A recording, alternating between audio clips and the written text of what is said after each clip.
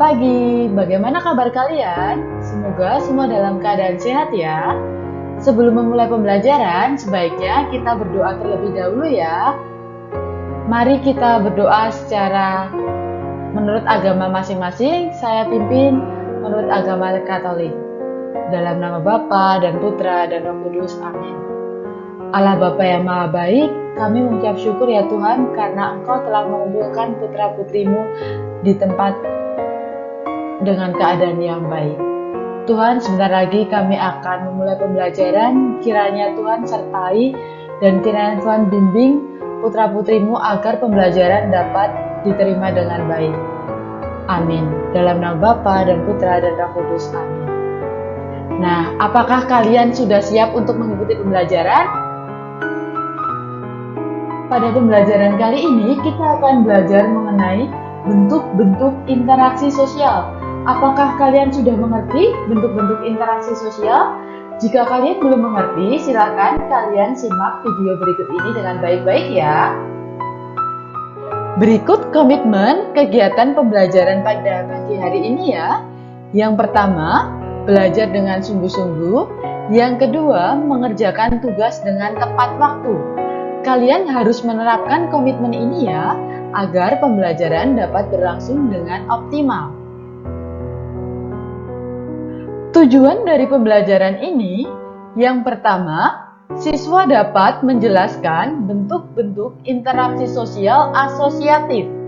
Yang kedua, siswa dapat menjelaskan bentuk-bentuk interaksi sosial disosiatif. Bentuk-bentuk asosiatif dibagi menjadi 3. Yang pertama, kerjasama. Yang kedua, akomodasi. Dan yang ketiga, asimilasi. Sedangkan bentuk disosiatif dibagi menjadi 3. Yang pertama, kompetisi. Yang kedua, kontraversi. Dan yang ketiga, pertentangan. Kalian harus bisa membedakan bentuk-bentuk asosiatif dan disosiatif ini. Bentuk asosiatif yang pertama yaitu kerjasama. Kerjasama merupakan suatu usaha bersama antara orang perorangan atau kelompok manusia untuk mencapai suatu tujuan bersama. Contoh kerjasama. Kerjasama membersihkan ruang kelas. Kerjasama mengerjakan tugas. Di dalam kerjasama terdapat 5 bentuk kerjasama. Yang pertama, kerukunan. Yang kedua, bergaining. Yang ketiga, kooptasi. Yang keempat, koalisi. Dan yang kelima, joint venture. Di dalam proses kerjasama terdapat 5 bentuk dari kerjasama. Yang pertama, kerukunan. Kerukunan merupakan bentuk kerjasama yang paling sederhana dan mudah diwujudkan dalam kehidupan bermasyarakat. Bentuk kerukunan misalnya kegiatan gotong royong, musyawarah, dan tolong-menolong. Contoh kegiatan gotong royong. Ketika membangun rumah, gotong royong menolong korban bencana alam. Gotong royong membersihkan ruang kelas. Yang kedua, bergaining. Merupakan bentuk kerjasama yang dihasilkan melalui proses tawar-menawar atau kompromi antara dua pihak atau lebih untuk mencapai suatu kesepakatan. Bentuk kerjasama ini pada umumnya dilakukan di bidang perdagangan dan jasa. Contohnya kegiatan tawar-menawar antara penjual dan pembeli dalam kegiatan perdagangan. Yang ketiga, kooptasi.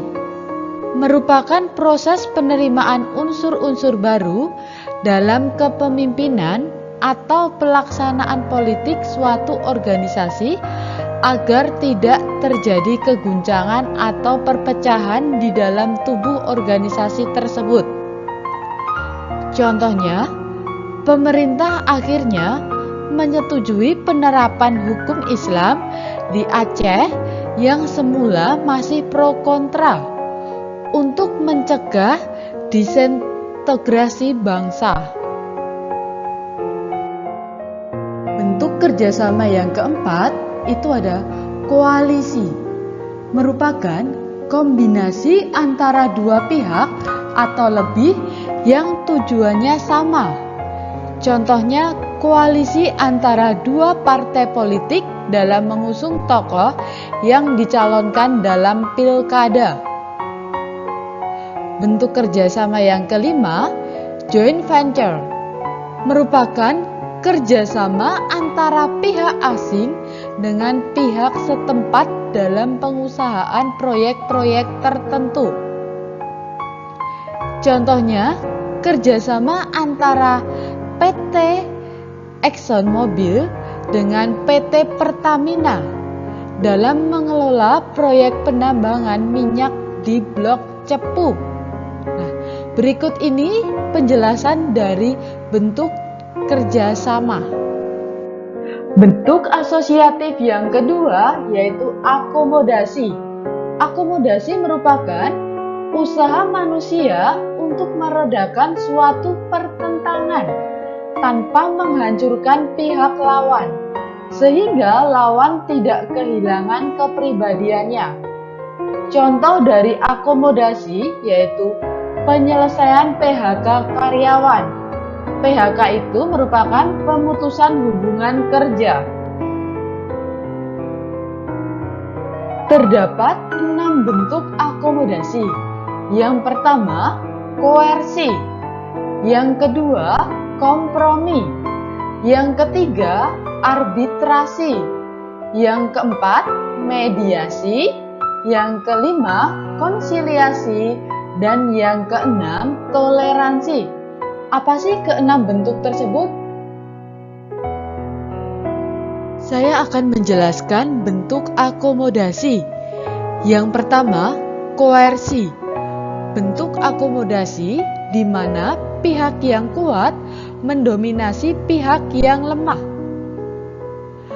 Koersi terjadi umumnya disebabkan adanya perbedaan derajat kedudukan yang jauh berbeda antara kedua pihak dalam struktur sosial. Salah satu contohnya adalah sengketa tanah antara orang kaya dengan orang miskin. Bentuk yang kedua, kompromi. Bentuk akomodasi di mana pihak yang saling bertentangan mengurangi tuntutan untuk meredakan ketegangan. Berkurang agar masalah ataupun konflik dapat terselesaikan. Bentuk yang ketiga, arbitrasi. Proses akomodasi yang dilakukan dengan menghadirkan pihak ketiga sehingga menjadi penengah pertikaian antara kedua belah pihak yang berkonflik. Bentuk akomodasi yang keempat, mediasi. Mediasi merupakan bentuk arbitrasi, namun pihak ketiga bersifat netral. Dengan kata lain, keputusan berada di tangan pihak-pihak yang berkonflik. Contohnya, kelas 8A dengan kelas 8B saling bermarahan atau saling berseteru, maka akan dipisahkan oleh wakil kepala sekolah.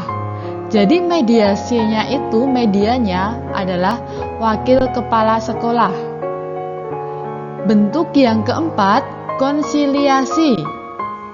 Suatu sistem pengontrol konflik melalui suatu lembaga.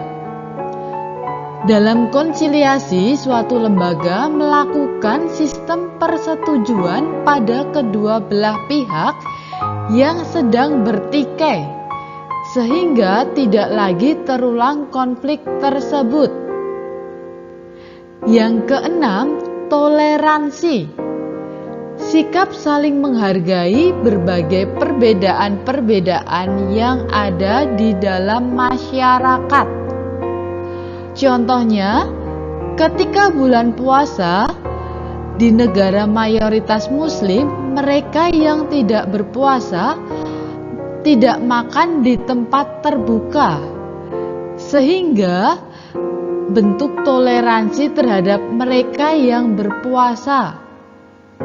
Nah, berikut itu merupakan penjelasan dari bentuk akomodasi.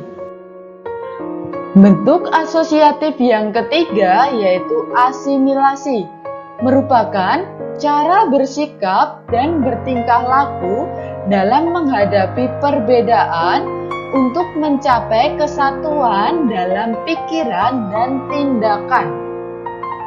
Proses asimilasi dapat dengan mudah terjadi melalui beberapa cara, antara lain sikap toleransi, sikap saling menghargai orang lain, dan kebudayaannya.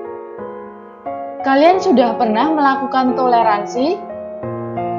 Contoh dari toleransi yaitu ketika umat beragama Muslim itu sedang menjalankan ibadah puasa, maka kalian yang beragama non-Muslim tidak boleh makan di depan orang yang sedang berpuasa.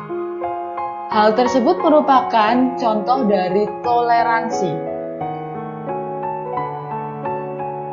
Selanjutnya, kita akan membahas mengenai disosiatif. Di dalam proses disosiatif ini terdapat 3 bentuk. Yang pertama, kompetisi. Kompetisi merupakan proses individu atau kelompok yang bersaing untuk mencari keuntungan melalui bidang-bidang kehidupan tertentu. Contoh dari kompetisi yaitu ketika kalian mengikuti lomba olimpiade tingkat daerah.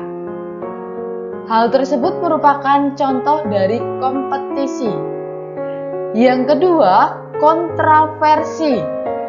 Merupakan sikap mental yang tersembunyi terhadap orang lain atau terhadap unsur-unsur kebudayaan suatu golongan tertentu. Contohnya, mencela atau menfitnah orang lain. Bentuk yang ketiga yaitu pertentangan, merupakan suatu proses di mana individu atau kelompok berusaha untuk memenuhi tujuannya dengan jalan menentang pihak lawan yang disertai dengan ancaman atau kekerasan. Di dalam pertentangan ini, maka seseorang tidak setuju mengenai hal tersebut. Sekarang kita akan membahas mengenai pengaruh interaksi sosial terhadap pembentukan lembaga sosial. Pada pertemuan minggu yang lalu, kita sudah membahas mengenai interaksi sosial. Di sini saya akan menjelaskan sedikit mengenai lembaga sosial. Lembaga sosial adalah keseluruhan dari sistem norma yang terbentuk berdasarkan tujuan dan fungsi tertentu dalam masyarakat. Interaksi sosial dan lembaga sosial itu sangat berpengaruh. Kunci dari semua kehidupan sosial, karena tanpa interaksi sosial tidak mungkin adanya kehidupan bersama. Interaksi sosial berpengaruh terhadap pembentukan lembaga sosial masyarakat yang bersangkutan. Melalui interaksi sosial, manusia saling bekerja sama, menghargai, menghormati, hidup rukun, dan gotong royong. Setelah kalian menyimak video pembelajaran ini, Ibu memberikan tugas yang perlu kalian kerjakan. Silakan kalian mengerjakan latihan soal di Google Form yang telah Ibu sediakan. Batas waktu mengerjakan dari pukul 10 sampai pukul 11.30. Kalian mengerjakan dengan sungguh-sungguh dan jawab yang paling benar. Setelah kalian mengerjakan latihan tersebut, kalian merefleksikan kegiatan pembelajaran pada pagi hari ini. Semoga pembelajaran ini dapat bermanfaat bagi kalian. Tetap semangat ya dalam mengikuti pembelajaran pada hari ini. Semoga video ini dapat membantu kalian dalam pembelajaran. Terima kasih, sampai jumpa.